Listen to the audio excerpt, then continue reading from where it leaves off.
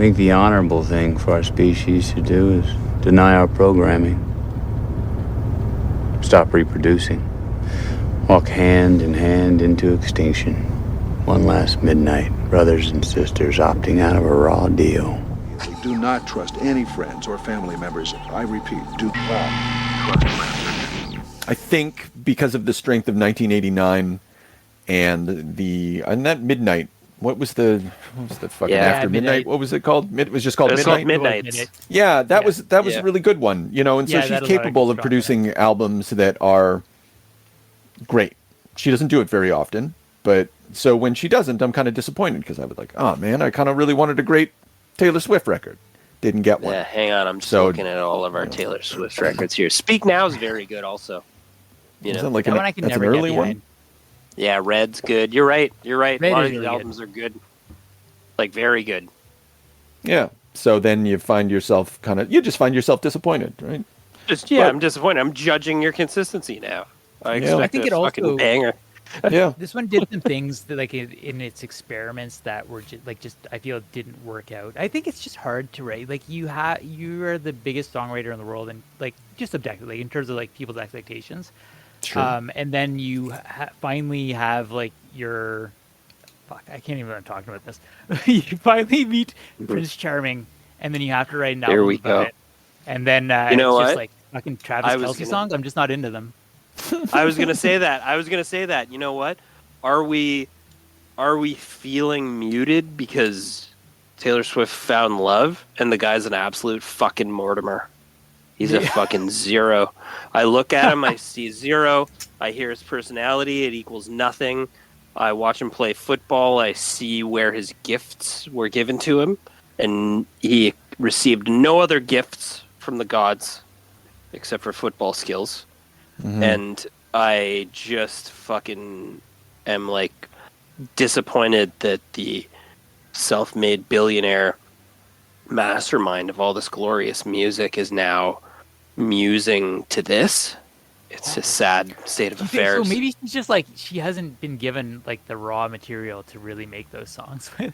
That's right. I like that interpretation. That's right. Yeah. This is where I'm at. This is where if we're gonna, this turned into a Taylor Swift podcast. Sure. I don't know anything about this guy.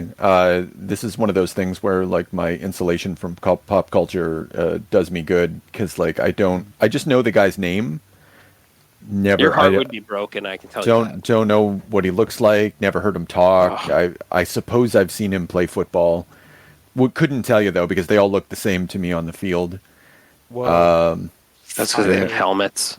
That's it. Yeah, they just all the fucking same body type smashing into each other. Anyway, yeah. So like I don't know. This record didn't feel any different to me. Like I know everybody's commenting on this element, like she's in love or whatever, and I'm just like, well, she's been faking being in love in every album. She's wearing lipstick, and for the first time, she doesn't really need to wear lipstick in this particular instance, but the effect remains to me the exact same. I think it's just like she can be corny, but like I feel like overall the overarching corniness of the album just really grated on me. Okay. Well, it did grate on me, so, and much for the same reason, but I don't know. I also understand that she wrote it while she was on tour. That's challenging. Yeah. That's a trouble. That produces a pretty bad product, I would imagine. Yeah. Anyway, fuck. I'm just going to cut all of this. That's just go because, right in the toilet. Because romance is important. Evening. Oh, that's right. It is. Sorry, I missed that. It's what? Romance is the theme of the evening. Oh, yes, romance is the theme of the evening. Great titanic forces of the moon and the stars and the darkness and the night here on the X-tinction Agenda with James. Oh, James. And Chris. The man on the internet most likely to be hypnotized by a boomerang. Okay, so we're going back to Doug Moench. This is Menchterpiece Theater. We're doing 6 issues. Okay, so why are we doing this? only the latter half of Doug Moench's run on Batman has ever been published. The early stuff, you'll get some odds and ends here and there, but they haven't released his 1980s, because he wrote Batman between, like, I think 1983 to 1986, something like that. So, like, and in both books, Batman and Detective Comics, he has a tremendous stamp on the concept of Batman as a serialized product. But most of that stuff just kind of lost to the ether until DC Finest Batman Red Skies was published very recently. But this only collects the stuff from 85 to 86. So we're going to be going through it over time. And today we're doing Batman 388 to 390, and then Detective Comics 554 to 556. That's 6 issues, and they ran from September 1985 to December 1985. And we're doing this because we have a perverse love of Doug Moench, and we love Batman. I mean, just like it's peanut butter and jelly, right? This just all makes sense. I'd never read any of these comics. Actually, no, that's not true. I'd read some of these comics before because I used to go looking for one-off Doug Moench comics that we could read. But then I always found myself thinking, like, no, this is a bigger chunk. And the gods have delivered. But for the most part, though, I hadn't read this. What did you guys think of it? I don't know. What do you, James? James. Yeah, okay. Yeah. I think it was great. I've never read these before either. And I was shocked. There's a real tone to it, and a really different Batman than we usually talk about. Like a completely different Batman. Yeah, totally. Yeah. And this is a thrill seeking Batman. I'm going to say it's a younger Batman. Mm-hmm. And this is, he doesn't seem to be motivated by darkness. This is before the darkness has really hit him, right? Yeah. So he is dark. Sorry, he's dark still because he's, Batman. He's at night. He's fighting crime, so on and so forth. But his motivation seems different, and his parenting and his questioning his life and his two different personalities between Batman and Bruce Wayne are like at play. Mm-hmm. And this theater sort of like soap opera dynamic isn't used very often nowadays. Yeah, something in you. I'm reminded that I should put some context to this. So, Doug Moench wrote Batman up until Batman 400, which is at the end of this collection. And then, if I recollect, Batman Year 1 is Batman issue 401 or 402 or something like that, right? So Doug just gets, like, his entire run in this version of Batman gets buried for two reasons. One, Crisis on Infinite Earths, which is why the skies are red in the early bits, because that's all taking place during Crisis on Infinite Earths. So that's its crossover elements.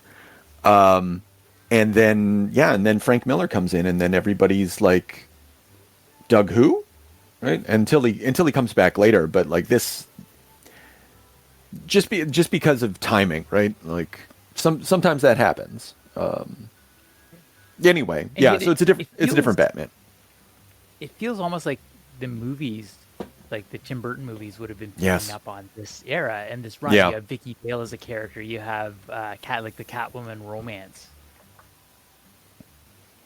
And more of this, like, is Batman Bruce Wayne? Is Bruce Wayne Batman? Like, he's all that, identity. where to, yeah.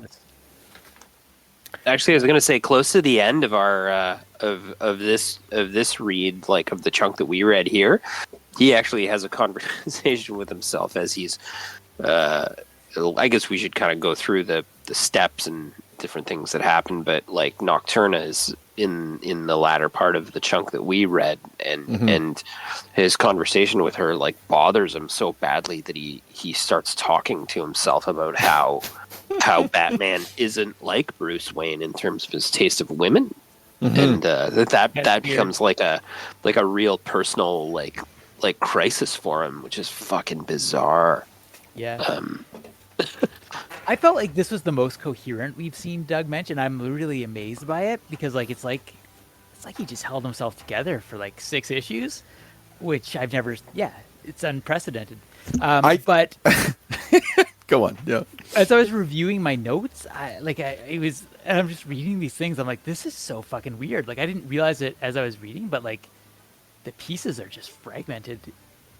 They're just like an overarching gloss, I guess, like a through line.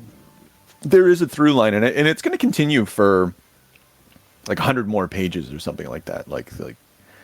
And then it's going to become a little more fragmented. I haven't read ahead. I just kind of I had to flip through a little bit in order to figure out what chunks we would read.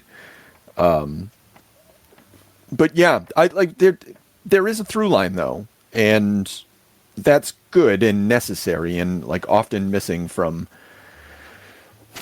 It's definitely missing later from Doug's like in the latter half when he's doing the things with Kelly Jones, James, that you and I have covered. Like that shit's very fragmented, very episodic. This is more of a soap opera thing, and what you would want from serialized fiction.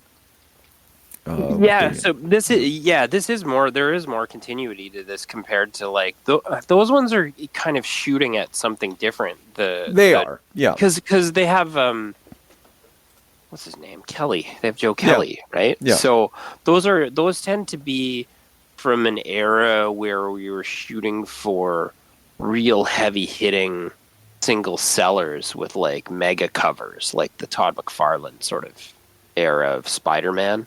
Mm-hmm. Like I feel that the timelines align a little bit there, where you're looking for this one shot, big deal, Batman, 500 or whatever. Yeah, I think you might be right. There's a couple. I don't know. There's a couple things. I guess we can get into it far in the future, but I will say that like Kelly Jones and him at that point had they started collaborating on Batman. What's it called? Red Blood, Red Rain. I think it's called Red Rain. And like Batman fights Dracula, he ends up being a vampire.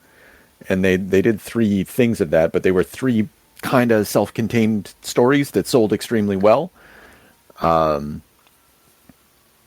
So I just felt that they were trying to recreate that juice, later on when they collaborated. Anyway. Never really did. Yeah. Okay. I don't understand the first comic in this book. No. Illustrated Boomerang by... and Mirror Master? No. The thing with the port, with illustrated by Klaus Janson. Lettering by Todd. Yeah, what the fuck? Like, lots of stuff happened. But I don't understand the punchline. And you guys don't either?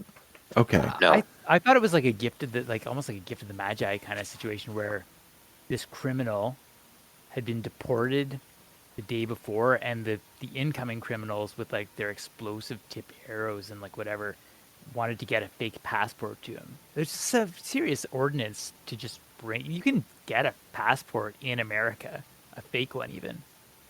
I think what really, this Joseph Torelli guy, who apparently, we'll get into the setup in a moment, but basically the person that is revealed to be at the center of this insane plot is never introduced in the comic. He's just oh yeah, that guy. And you're you didn't give me the information I needed at the beginning of this story to understand the end. You've just taken me on this this is the least coherent that Doug has ever been. I think this, yeah.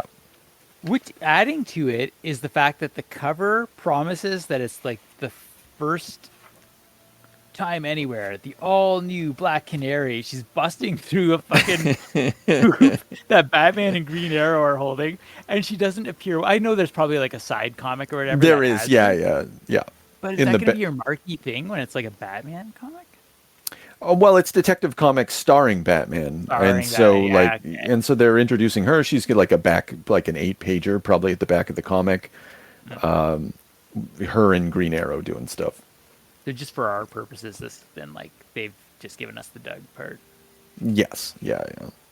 More the worse for us. I wonder who wrote that stuff. Probably. I'm not gonna look it up. I should have looked it up, but I didn't. I guess we'll see more of that.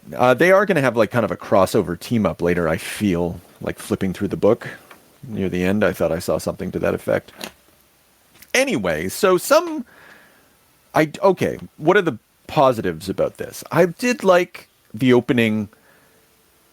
I found myself sort of meditating upon it. Like night paints Gotham Harbor in smudges of misty gray and video black.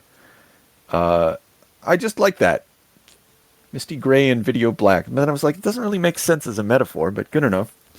I guess the reason to bring this up is that one thing that Doug's going to have is like kind of like a patina of literary sensibility to all of this. Like he really wants to paint everything in symbols. Not really paint everything, but I don't know, just attempt to. It's reminiscent of what like Alan Moore's doing. Yep. But I don't think I don't think he's doing it because Alan Moore's doing it. I think Doug's always been this way. I'm pretty certain of it, actually. But nonetheless, it just brings like, yeah. Yeah. But there is, yeah, you're right. There's sort of like refrains. There's almost like a poetic, like chorus, invoking the skies in Yeah. these. Oh yeah, that's a good point. I like, okay, Batman and Jason. Okay, so the ship comes into the town. Some guy they're like, the ship is warning to blow us up if we come close to it. And you're like, how did you guys end up in this situation? And then some guy comes up into the pier and there's like, can't take it anymore. They're going to kill everybody. Like, I don't know, like all this danger's set up, dies of a stiletto in the back and like, and yeah. And then they call the Batman. This one too opens up with that whole that's like right away when I picked up the tone change in the Batman character from what we're used to. Yeah. Was him and Robin are sitting playing chess, and they have a much more like domestic sort of like father and son kind of relationship, and then Alfred's there. And then they knock the chessboard over, and they're so fucking fired up to run down the stairs when they see the bat signal. Like it's like pure happiness and excitement. It's not, It's not anything else, and they just like fucking want to get mixed up in it. That's it. It's like ripping and their that shirts open. that tone is so alien for me for Batman. Because I guess I'm just like saturated with whatever the new bleak Batman is, the Batfleck or whatever, but. You know, well, it's the Frank Miller effect. Like that's what I'm saying. Like this thing got buried like as a tone, and just because its tone was like this, it just like kind of went down the memory hole. But yeah, and now Boy Wonder, let's see action. Yeah, and there are like, all right, let's just glaze over this quick. Sure. There are some problematic tones to adopting a little boy, putting him in danger situations, and having him not wear pants and run around with you. And I feel like that's even like sort of covered by Doug Moench, sort of like makes a point of having like Bullock and Robin like talk about it in the dinghy kind of in this situation. He's like, right, yeah. How old are you? How long have you been with, the guy, the Batman, And it's just very questionable. And it's not like no one wants to take it to that place, but it is there. And I think that Frank Miller did away with it. And that's maybe something that we can be happy about. but yeah, it is just an odd, you have to look at it from a really innocent place. Because that's how these stories are told, and it's very similar to like making Professor Xavier nefarious. You don't want to there's no benefit to making Batman nefarious in that way, Yeah, none at all. Unfortunately, no one's ever done that. Like, God, that would just be the absolute worst. Well, yeah, Someone, they're everybody just going to bring Judd Winnick in to shake things up. Like, okay, you fucking relax, guy. Yeah, But because anyway, it's there and it's weird a little. yeah. So yeah, I guess I didn't. I think the whole thing's always been weird, though. I mean, like that criticism and that observation is as old as Frederick Wortham, or even longer, right? Like this. Right. Yeah, and so they just ignore it, you know. Like even their car looks stupid. It's got those bubble. It's very Super Friends. Yeah, exactly. It is in it, and I mean, how can we fault that coming out of 1985? Because prior to that, and like I've spent my fair share of time watching Adam West's Batman smoking marijuana cigarettes. Okay, we've all seen it. We've done it. It's fine. It's there, and that's coming off of this and Super Friends and so on and so forth. So there's a romp here to be had, you know, and you have to suspend your disbelief a little bit and just get there in you the go. zone. Deal with the camp. Yeah, that's right, man. on the theme of the relationship with Robin, I think this does one of the better jobs of, and maybe I tend to avoid Batman Robin comics like the plague. So maybe I just haven't seen it before. But there is a point where Gordon, like later on, will say, you know, like, yeah, like I noticed that there was a bit of a difference between this Robin. Like maybe he is a different guy. But, you know, like I just thought that, like it's good for him having... I was relieved when he recruited his new lad. And he says having him at his side makes him somehow more human. And that sense that like Batman is more terrifying without that humanizing relationship, just kind of like it was an interesting slant on the need for a sidekick. Like if you're gonna make an argument for like why we should have Robin around, like that's actually not a bad one. I think that was the explanation that was, because you hear that often from when they brought Tim Drake in after the death of Jason Todd. Whatever, they had Batman go like fucking crazy. And Tim Drake comes in because he recognizes that Batman's going crazy, and he's like, Batman needs a Robin, right? Like, so this is something that I think editors and fans and writers of the 80s and 70s, like this is, and I don't know where it comes from. It's probably from Denny O'Neil, and all bad things come from Denny O'Neil and Neil Adams. But just this like psychologizing of it, like we have to come up with some sort of justification for like why the Robin must exist, why it must be Batman and Robin. This is as good as any, though. Like the thought that like this absolutely insane billionaire would just fly right off the handle if he didn't have a little boy to take care of.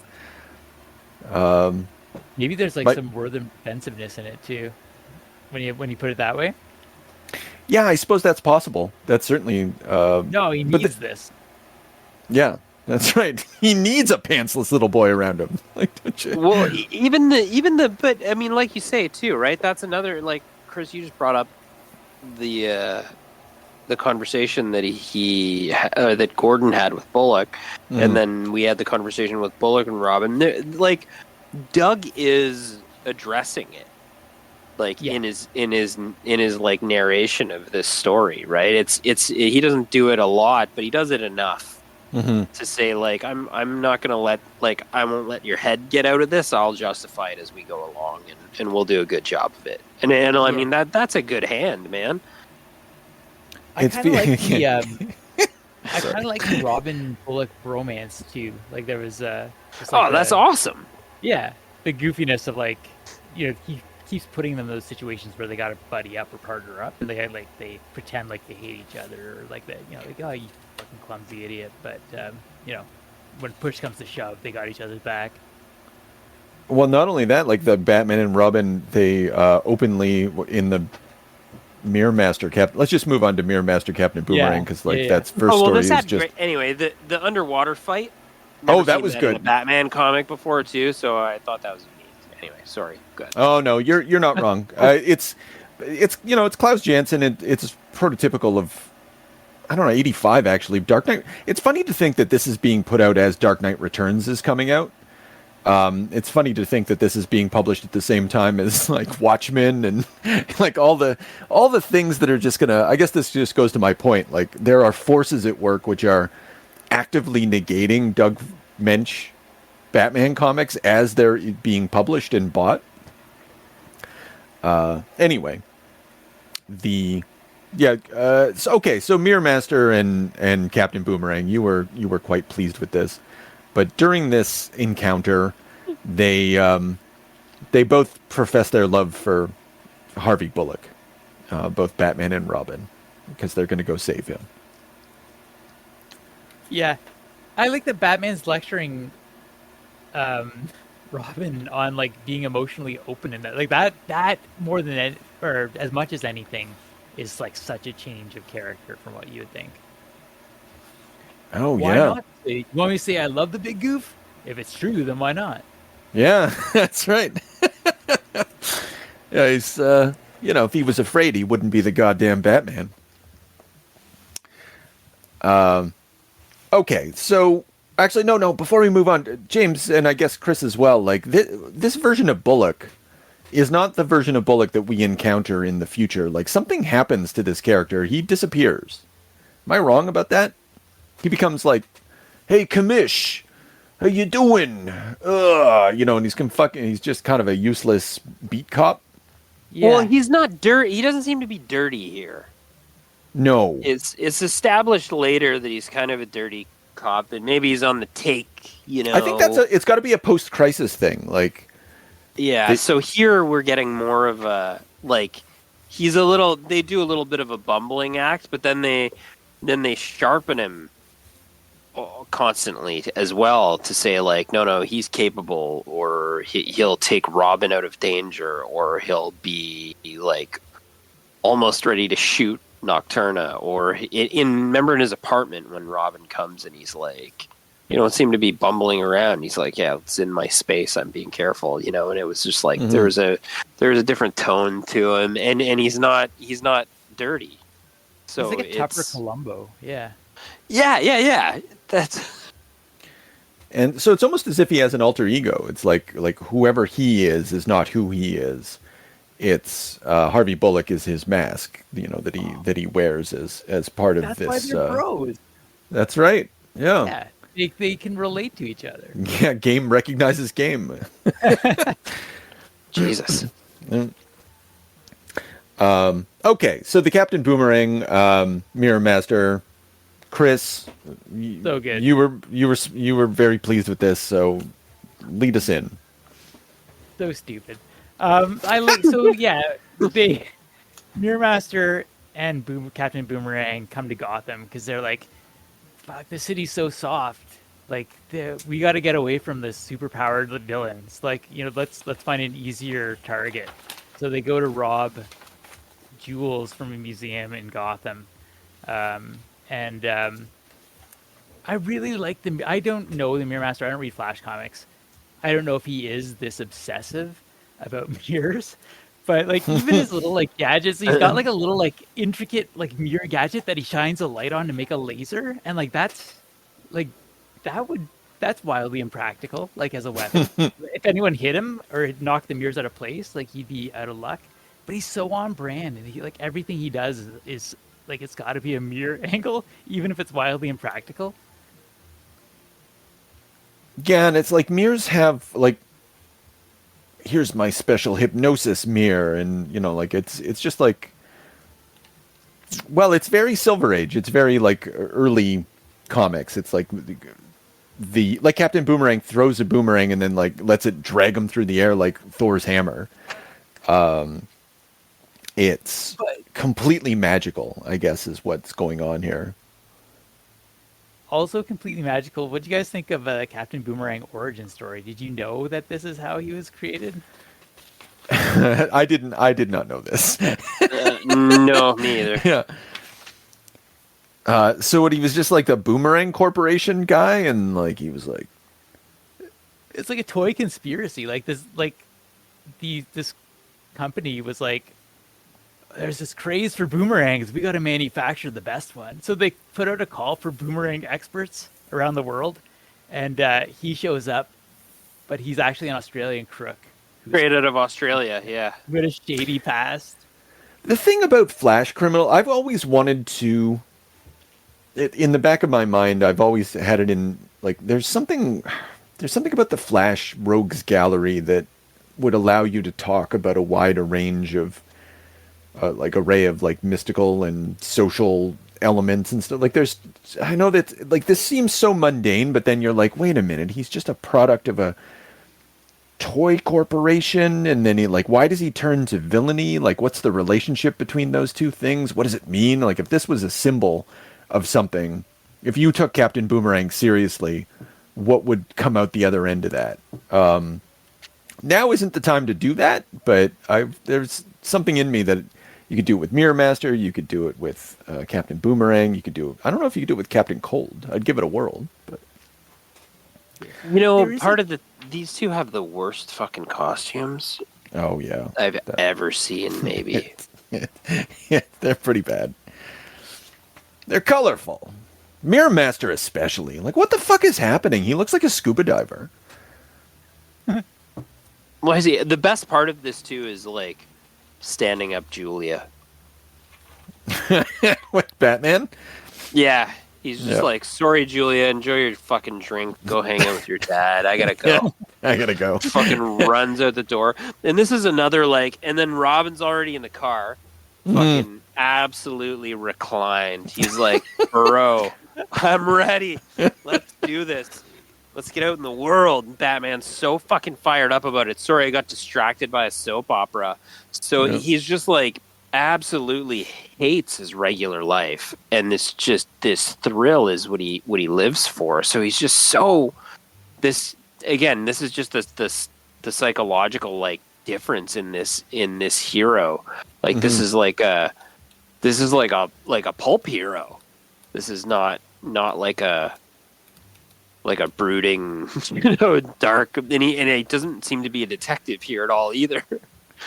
Maybe that's the distinction. So, Chris, go ahead. Sorry. I was gonna say the stakes are so low in this too. Like what really pisses Batman off is he gets buried under like the bones of a skeleton, like a dinosaur, and then he's like, reconstructing the fossil skeleton won't be a cheap enterprise for the museum, and somebody's got to pay. So that sets him off on his quest for vengeance. Yeah, the whole thing's that's another reason why I kind of dismissed these two comics, because I was like, this is such piddly bullshit. What the fuck it was? Because the Batman of now, like, they'd be scared shit. Like, they're like, we're coming to Gotham because Batman's fucking nothing, and we're gonna like rule the roost. No big deal. Like, Joker's not around, and all that happens in that is like they kind of sucker punch him, I guess, and he gets trapped under the bones. So it becomes almost like a pride thing for the audience, I feel, if not for Batman.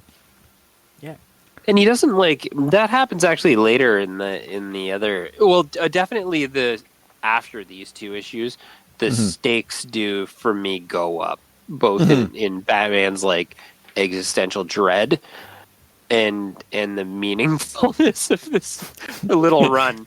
Also sort of hikes up quite a notch, but this is, I think I'm with you there. This is just sort of like a throwaway thing for.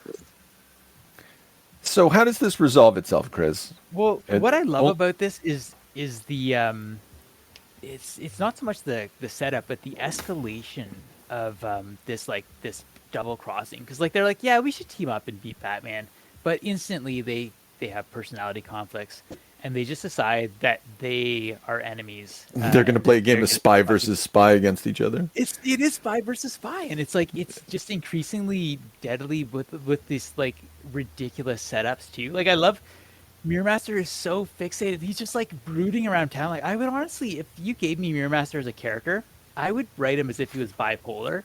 Like, he's so depressed because he can't think of a perfect mirror-related crime to like get one up. It's like depressed, obsessive compulsive disorder, and then but when it comes together, man, he must be flying high. Yeah, except it's well, then what's Captain Boomerang? Captain Boomerang is the low. Like he is the guy who will go lower than anybody, which I think is fantastic. Like he's just I such a love piece that. of shit. That's consistent with what we see, because I think he's in Suicide Squad at this time, or he's going to be. I guess Suicide Squad is a post-crisis thing. I should really do some timelines on this shit, but anyway, it's still consistent. It's funny to think that Captain Boomerang has a consistent anything. Yeah, and then the gap between the perfect mirror-related crime ends up being just like hypnotizing some thugs. And he's like, go beat him until he's in the hospital. Yeah. Which is just like a nice, precise level of beating. Like, Yeah. don't kill him. Don't go too easy on him. I want Put him in the hospital. Yeah, it's that's exactly it though. Like it's fucking, it's just stupid wall to wall. Like your opening comments on this, where like I just don't understand. It's almost like it's just a nuisance that Batman has to deal with. Just another nuisance has come to town, and he's gonna put on his Matches Malone costume and. Okay, see, there it is, right there. The Matches Malone is just him and Robin and Alfred sitting around in the fucking Batcave, goofing around. Bullock smashes the fucking bat signal, which I still can't for the life of me sort out. Like, was that a fucking accident? It looks so stupid, and it was nonsensical. Didn't matter also to the story, but whatever. And then they go down in the basement. They're putting the costume on. Everyone's talking about the costume. Man, this sports jacket is so dreadfully loud, master. It's so fucking dumb. And then he flies into the room with these crooks. And they're like, Matches Malone, you're back in town. Matches Malone's fucking he's got his fucking arms back. He's talking shit. And then he went all over town spreading rumors amidst all different gangs. Like, they were goofing off. Yeah. Like this is a nuisance, but he's enjoying it. Like he's fucking with these guys, and he's a menace in Gotham City, and this is an absolute hobby, and that is a weird take. Like, yeah, I think I don't know. I must have already said this maybe I didn't in the conversation. Maybe I was thinking it, but like there is a distinction illustrated here between like pulp.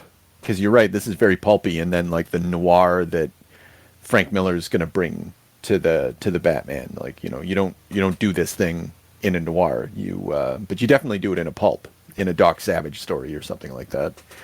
I kind of find it refreshing, and like its childishness is very refreshing and easier. I don't know, it's kind of more fun to read than your average Batman book nowadays, which tries. Oh, yeah, definitely. Yeah. One thing that makes me love this material a lot is not just Doug Moench. I'll say I like Tom Mandrake, but I don't love him. He's a little stiff. His figures are fucking stiff. But you give me some Gene Colan. You guys know how much I love the Gene Colan, and like he's showing up. Everybody seems to be existing in some sort of like mist world. There's all this play of light and shadows, and like all the materials they weigh heavy, but the musculature is all, you can see it. So there's a real attachment to form at the same time as there's this abstractness to everything. And it just, but it's also still very legible as sequential art.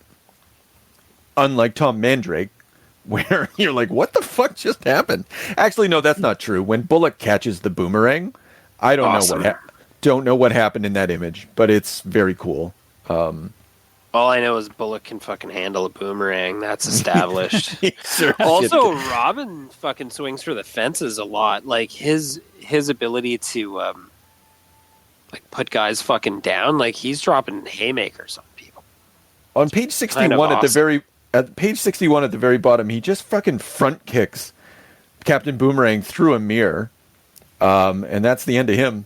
Just that's great. Yeah, they didn't even really need Batman's assistance. He just destroys Captain Boomerang. Yeah, he's unconscious. They're checking on his body. Yeah. Imagine being kicked in the stomach to that. Like, being knocked through a mirror isn't going to knock you out, I don't think. But maybe having, like, your abdomen explode might be enough. There's like to- a couple, yeah. And you Yeah. know he hit his head 2, maybe 3 times on the way down to the floor or over by the stairs, I think. I don't know. Okay. No real background to speak of. Yeah, that's that's not wrong. There's enough. Like it is. You get like a bare minimum. It's like this abstract stage that everybody's on, or there's, like there's a window frame, or. But yeah, you're Yeah. Or absolutely you're right. like established, like I'm outside, I'm on a roof. For Yeah. a minute. Yeah, he's working deadline style at this point. Like the guy started in the 50s, if I remember correctly. So he's been in the job for a long time, and he knows how to collect his paycheck. Still practices. I art. don't hate him. Yeah. I wasn't. That's one thing too. These old artists say whatever you want about the coloring and some hokiness, whatever. But like, I was never taken out of the story by art. It is always quite good throughout. Even Tom, I thought anyway. Tom's fine. I thought of like Tony Daniel in Grant Morrison's run, which is also very stiff, and I just think there's a place for that sort of art in a Batman comic. And then it does feel a little strange putting Gene Colan beside Tom Mandrake, but whatever. Well, when did Gene cut in here? Oh, say that again. When did Gene? The second issue of the Bat Mirror Master. Oh yes. Yeah. Sorry, what were you going to say, Chris? Separate story, but page 98 and 99 is Colan's action, and like it stood out to me. Like really, there's a really great sequence there where he's assaulting Night Slayer on the roof, and then Batman just kind of comes there, and just the like Batman looks big. The action, like the acrobaticness of him, like just vaulting over this dude, like just coming up top, landing on, just pulling a reversal on, like wrapping himself around a weather vane and like coming back around to deliver a drop kick. Really well done. Yeah, and at the same time, like the figures don't have proper bodies, like the things, because here actually. I can illustrate this at the end of like when Captain Boomerang gets kicked in the stomach. The first top left hand corner, Batman has punched Captain Boomerang in such a way, Mirror Master in such a way that he has destroyed Mirror Master's spine apparently, and Batman himself has managed to do like an image. In Image Comics, like a Rob Liefeld, you'd have this woman posing and you can see her ass, but like her midriff is turned so you can also see her tits, and it's anatomically impossible. Similarly here, you can see Batman's ass, because it's from behind, but somehow you can also see his chest. It doesn't make any sense. Like the form is completely fucked. But you're like, all right, whatever. That's not the point. It's abstractness, and the energy is from the abstractness of it. Yeah. That's his action scenes tend to be like that. All right. Yeah. So that takes us. Yeah. To the red skies. Now it gets serious. Sure shit does. Do you guys want a little background on the, you're going to love this, the 3 issues before this, that Black Mask and the False Face Society and all that? Do you want to know what that's about? Yeah. Okay. Yeah. So, as quickly as I can, Black Mask was a young boy. It's a 3-issue story that was just before this, and he's touted as like more crazy than the Joker, more deadly than Ra's al Ghul, the villain of the 80s. It literally, swear to God, it opens up with a baby being delivered and dropped in the delivery room, and that's the origin of the Black Mask. The first thing he saw was masks. And then he ends up running this perfume, or this mask, like this makeup company, that like this billionaire makeup company, into the ground. Like he inherits it and then he like falls in love with some model. And he runs the entire corporation into the ground after killing his parents. And then once the woman leaves him, he goes fucking insane, and becomes the Black Mask. Oh, sorry. Some of the makeup he made like was damaging women's faces. There's actually like some awfulness to it. But so anyway, he becomes Black Mask at that point. But he's just he's just a billionaire rich kid who never did anything in his life other than fail upwards.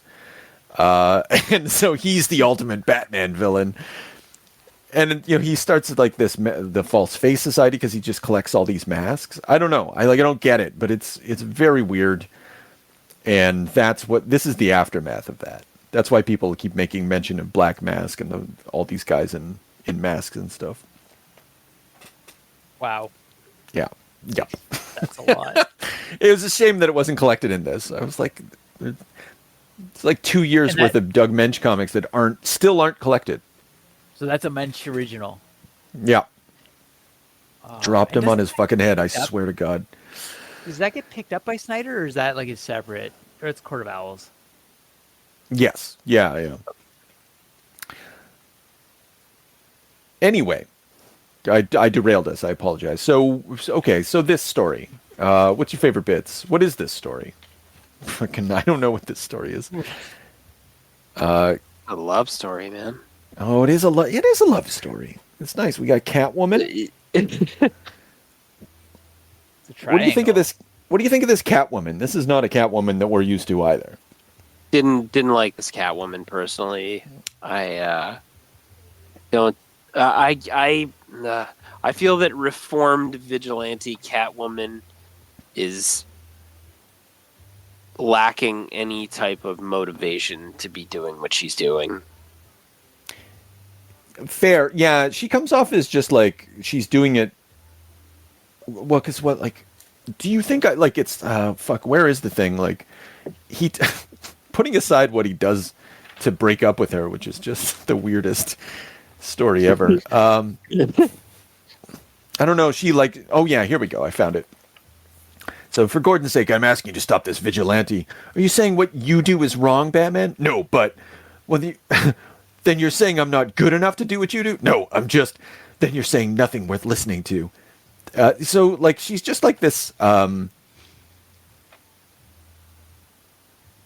female Batman.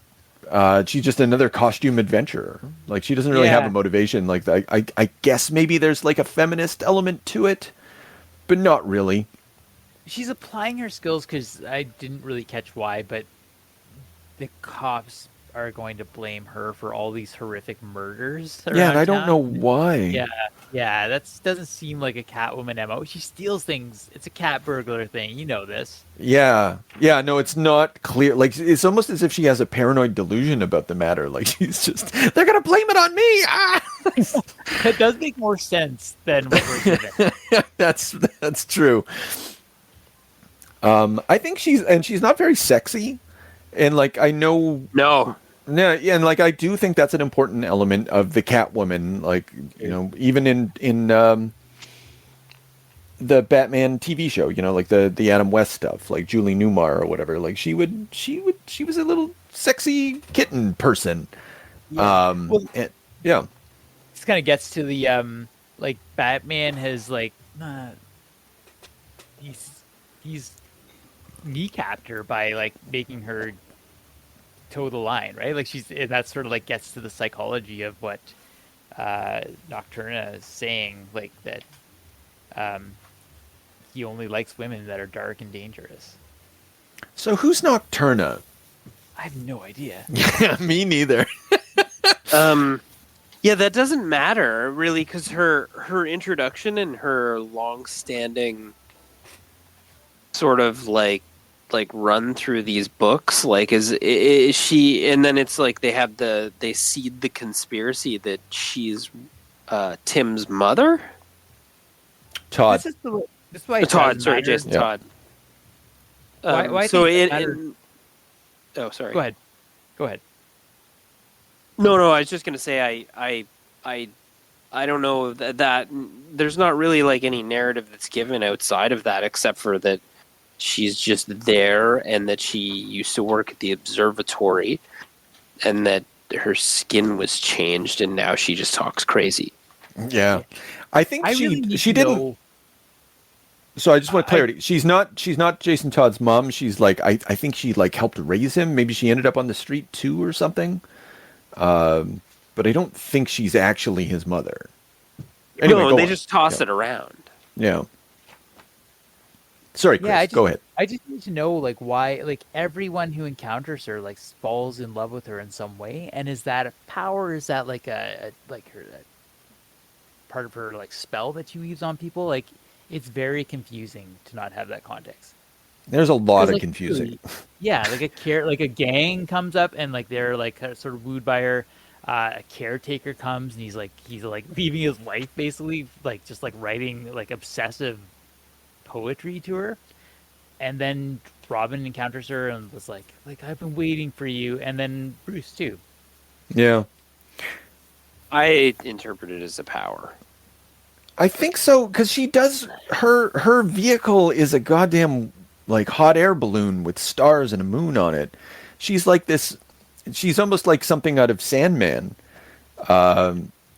Like she's like Death before Death became a character, and she just comes out of the shadows or whatever. And like she's figured as the night, something dark and dangerous, dark and seductive. The punks don't like her. She ends up beating the shit out of them because he's like, "You've been reading too much junky Stephen King, man, and I'm gonna prove it." It is weird that there are red skies and everybody's just treating it pretty normal. It's like that's a weird part of this comic, but you just kind of accept it. But I think it makes everything more dreamy and weird, and Yeah. I kind of Red Skies and Red Rain, like that's like apocalyptic shit. yeah. Even the punk said it, man. Yeah. Red skies, man, the end of the world. All the dead rising for their graves from vengeance. That's true. I forgot that. I liked his little it's just the environment, man. Like you want your TVs and toasters, then you gotta have some red rain sometimes. That's right. Anyway, yeah, I think that she sort of establishes herself as like a poison ivy of the night, and you're like, Yes. okay, like good enough. I understand what this character is. It's a very typical Batman villain. James, what did you think of Vicky Vale in this? I was about to say, I was just flipping through, and Vicky Vale's hot. Yeah. She's an absolute handful. So she's in the gym, Mm-hmm. and Bruce. I don't know what Bruce is doing in there. I guess he's also breaking up with her. He is. This is the episode where he breaks up with everybody. Yeah, he has. So he has. It's established that has some type of a love relationship with Catwoman. Mm-hmm. It's established that he's very comfortable making out with Nocturna, and then he also has two women on the Bruce Wayne side that he's later on closer to the end of this Nocturna run.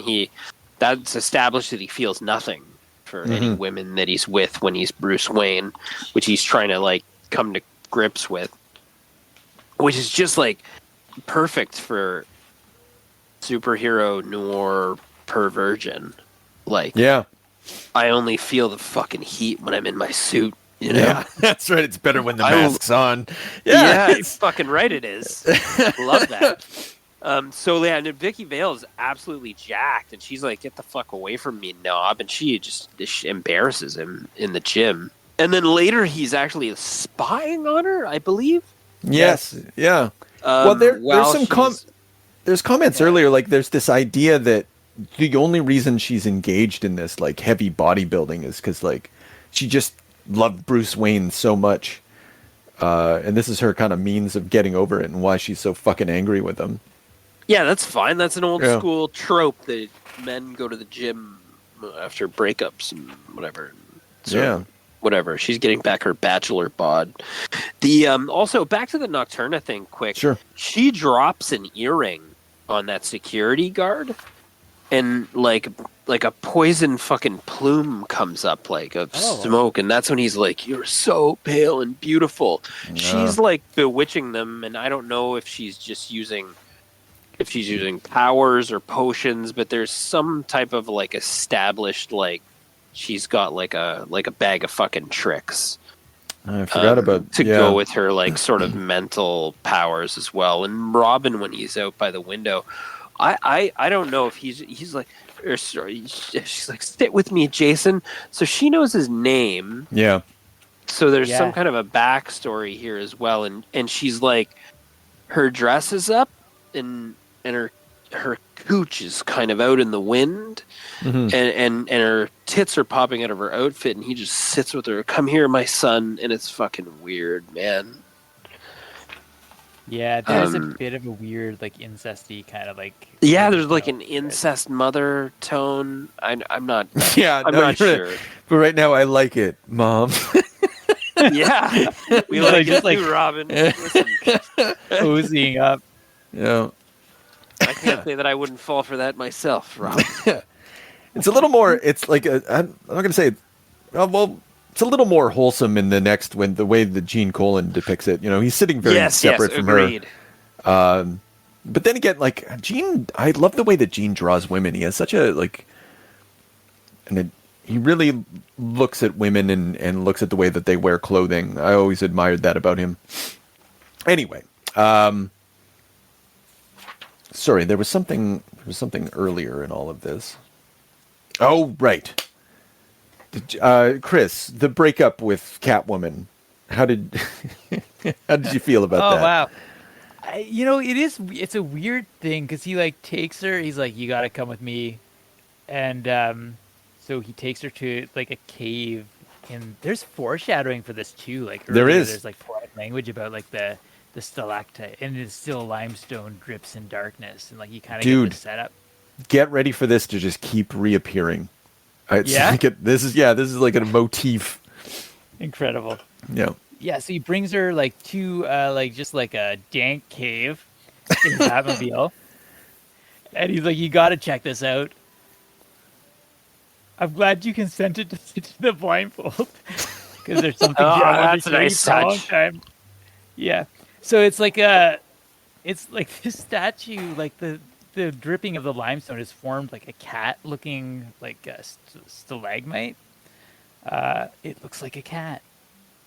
Yes, the stalagmite's just starting to form, and then he makes it into this metaphor of like their relationship. It's kind of amazing. Eventually, they're going. Yeah, I'm the stalactite, you're the stalagmite, and over time we'll fuse, but not today. And you're like, what? Perhaps not in our lifetimes. Yeah. And that's what is the breakup? Perhaps not in our lifetimes. So when are you guys going to get reincarnated? Is he like? Because that's kind of the implication there. Like he's got some sort of mystical connection to her or something, which just adds to the overall weirdness of all this thing. And there's such sort of sexual tension in it too. Oh yeah, there was a huge sexual tension, and there was also like that like adds to her being absolutely livid. Yeah, because she's like, you showed me this dumb fucking rock that's gonna merge together, and you're saying we can merge together, and she's like, let's fuck right now, and then he's like, not in this lifetime, and then it's like, what are you doing out here? So she's like livid by that point. Yeah. You showed totally me your fair. message. I'm ready for the blindfold again. All right. So in the background, this Night Slayer guy is just killing people wearing masks, and he's just like, yeah. What is with the stiletto knife? I don't know, man. Like, do you think he was on the boat? Do you think the Night Slayer is like? Oh, I guess we're gonna have to find out what I think is going on. There's always these references to like old movies. I don't know what the stiletto in the back, but I just feel like it's something that ironically would have shown up in the film noirs. I feel the stiletto is like an Italian weapon, it's hidden. It's like you're gonna get a dirty stab in the back. Yeah. Well, you would know. For listeners, I am Italian. I can say this. But yeah, I don't know if it's just like harkening back to those old kind of crime movies. Well, I think so. I think like, and that's another thing. Like, this is a pulp. It's a superhero book.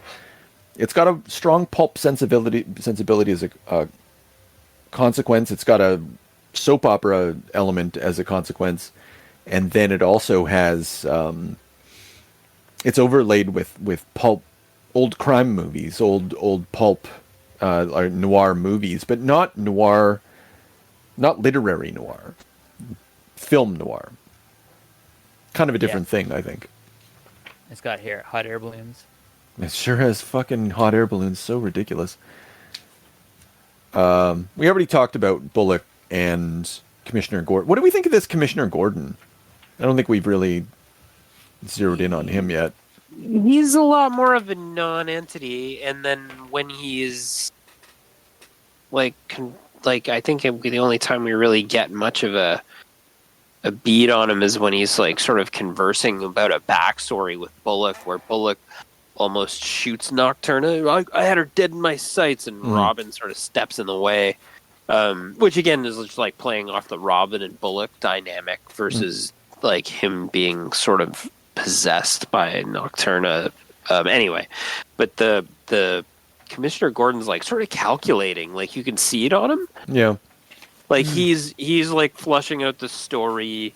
They had that moment too that you talked about earlier, James, where he was talking about Robin, like the differences in the Robin and how he didn't really talk to Batman about it. He's just sort of like taking notes on things. Mm-hmm. So I don't know. I'd like to see more of him, like this version of.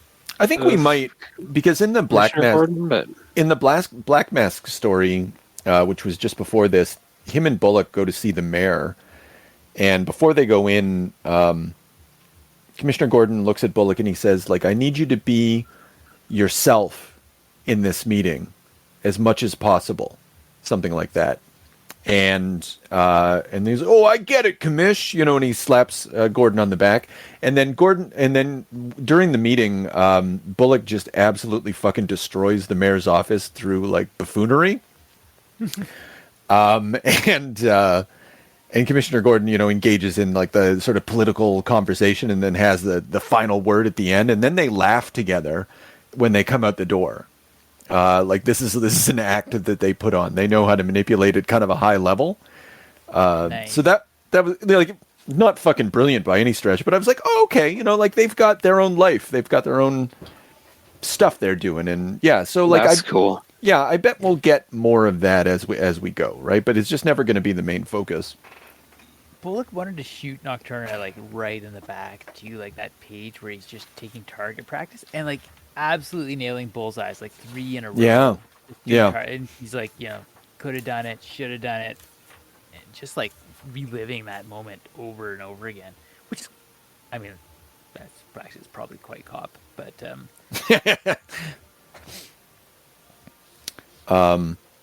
yeah, I guess we're missing something, from the Nocturna thing. Like to say like what danger does this person pose that everybody like wants her murdered so bad? Yeah, because she's just like hanging out in an observatory. That's all she's doing. Just trying to study the night. I need money, Batman. Yeah, no, that's right. She's like, she took over the False Face Society somehow. She's like Robin Hooding their like they even like they use that term pretty much, and Batman's like, I don't buy it. Like I can't condone this. Well, here's the other thing about this Batman, like including crime, including theft, using the False Face Society of Gotham to steal for you. And she's like, yes, I need to crime in order to be whatever. And he's like, I don't stand for crime. Like, that's stupid. Like he's a crime fighter in this version, right? He's not like this creature of the night seeking vengeance for this and that. Like they just position him very much as like crime is bad no matter what. Like there's a very black and white morality at play here. So even if you're stealing for a good reason, still stealing. I don't know what reason she's stealing for, but nonetheless. She wants to study the phenomenon of the The red night. sky. She's like, yeah, and she's like a Cure song like brought to life. She's like, it's bigger than everything. The scarlet tide sweeping the sky. Oh Jesus, dude. Okay, we skipped this. My beloved night has turned red as blood, Jason. It's being raped, even now, by some brutal unknown force. What the fuck? Yeah. Wow. Yeah. Well, there's like, I don't know if it's just like the story has that like metaphorical undertone too, where like her research or her whatever like acid trip dialogue she's having is she's trying to cure the night, and Batman's like representative of the night, and then his like relationship strife is broken by his, I guess, like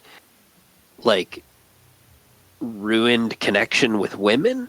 It's like some kind of like James Bond like paradox where his inability to connect properly with his dark self and women and his sexual desires are they're contorted through her like sensing that the night's damaged, because he's the night. And I don't know. That's how I took it, and I was like, No. I was trying to draw something out of this. No, out of it's this pretty- story, it's pretty explicit. Like I agree with you completely. And so page 113, top third panel. That's another thing I can't deny. And you've alluded to this earlier, James. When all is said and done, Bruce Wayne is the Batman, but Batman is not Bruce Wayne.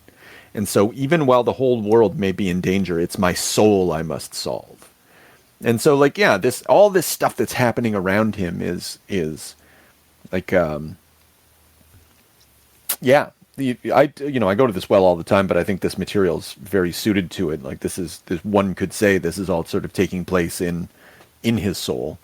And like a funny thing is that he could just fund the observatory and like not compel her to do crime to do this. Oh. Yes. Yeah, that would never occur to a Batman comic. There's something about him jerking around with his fantasy scenarios and the strife and the drama. This is part of this dynamic of this Batman thrill seeking.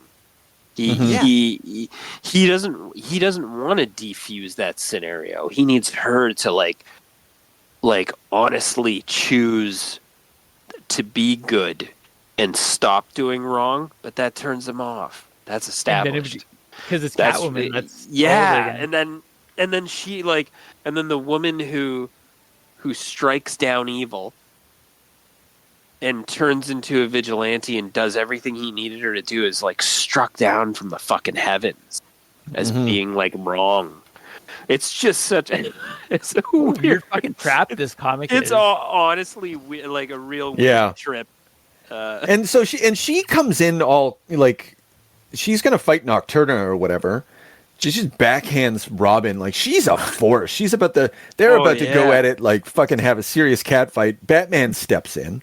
And then so she fucking gives it to him. Well. After that scene in the Batcave, I should have known. You both love her. What is she, mother and lover all in one neat milk white package? Is that why and you're just like, and she's accurate. She's sort of diagnosed the whole fucking thing. Yeah. Like, oh, you just want a mommy that you can fuck, and you're just like, oh, you can go on your adventures. Yeah. And Batman's then greatest nemesis, the nuclear family. Like it'll kill his whole thing. But he's like drawn to it too. Yeah. He's having a great deal of difficulty with her too. Yeah. Oh yeah. Well, it's just like, don't be insane, Selena. He tries to backhand her. No, that's not enough. All right. Kicks him right in the fucking face. Blocks the punch. Because he is gaslighting her. I don't know. And then she gets hit by lightning, and then like, oh, he starts to come to some sort of realization about himself, as we've been saying. Oh, it's fucking Why did he- bizarre. Yeah, I didn't realize how much I care for her because she changed, and then and so this is why I was like, cliffhanger. We're not reading the next episode. This was heavy, man. This weighed on me when I finished it. I thought it's going to be much more fun to have a cliffhanger and then like pick up where this fucking bullshit leaves us. Yeah, and I'll never forget the scene on the fucking watchtower. What was the sound? Did they say was it 3 beats before she fell? A long beat of 3, just standing there roasted before she drops into his arms. It's some kind of fucking. He's trying to draw meaning from all of this. Nocturne is like, oh my god. Yeah. That's really fucking cool, though. Like, I think like it's a really potentially powerful image. Like, you're right, though. And then she stands there smoking, vacant-eyed. I think that like this whole bit elevates a little bit. Like, not like at no point is it ever brilliant by any stretch. But here, listen, this is the opening. Women, dark and dangerous. You know, like he really puts a hat on a hat there. Gusting into the abandoned observatory like BBs, already bloodied.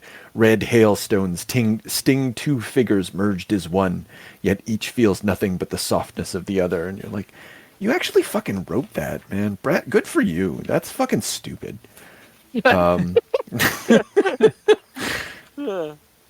he just goes for it, man. And like in the interviews I've listened to, like he didn't sleep a lot. He's writing 2 comic, like, and he's doing other stuff at the same time. He might be doing like also like Slash Maraud is coming out at roughly this time.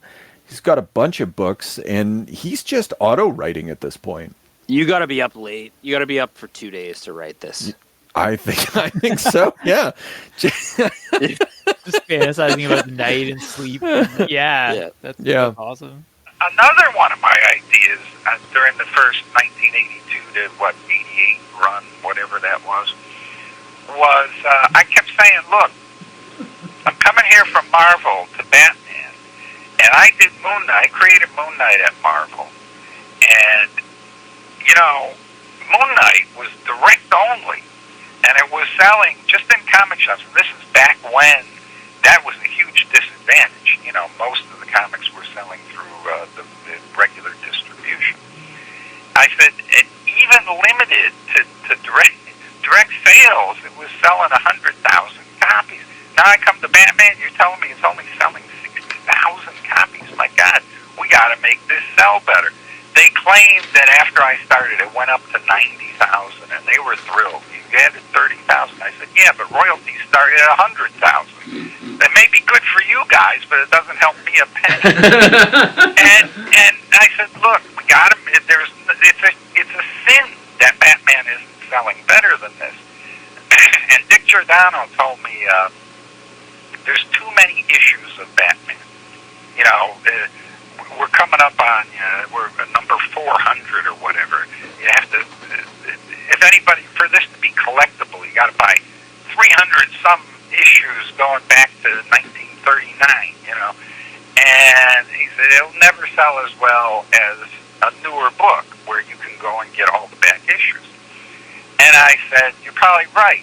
So how about this? Let's cancel it and start over with a new number 1. And he said, what? And I said, yeah. And instead of doing Batman's origin in 3 pages, we should do it in 3 issues. And instead of the first Joker story being 12 pages long, it should be maybe 6 issues long. And we'll do the first time he meets Two-Face, and the first time this happens, the first time that happens. We'll start all over. We'll make the origin a real big deal. And, blah, blah, blah. And they said, oh, no, we could never do that. We could never cancel and start over with a new number 1. And then, of course, they did Batman Year 1 later, and then they did Legends of the Dark Knight. But anyway. The one thing I regret not bringing up was the when he's like watching Vicky Vale from the window, like contemplating his like sexuality, and like she's like working out with that dude. Time to baptize the gym in sweat.